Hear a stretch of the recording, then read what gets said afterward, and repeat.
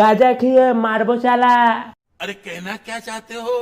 যদি একটু গাঁজা খেয়ে এসে বলেন না তাণ্ডব করতে শুরু করে দেয়, তখনই এদের প্রবলেম হয় বাড়া।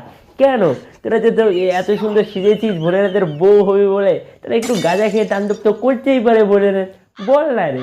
হ্যাঁ, আপনার বুদ্ধি ভালো।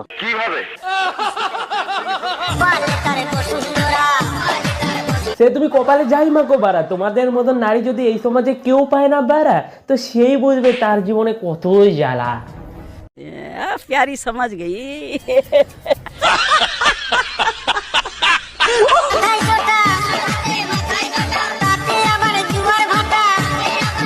তোমাকে দেখলে হয় যে কতই যে তুমি মাসুম, কিন্তু আসলে আমরা জানি তুমি কোন ধরনের কুসুম। Relax and take notes while I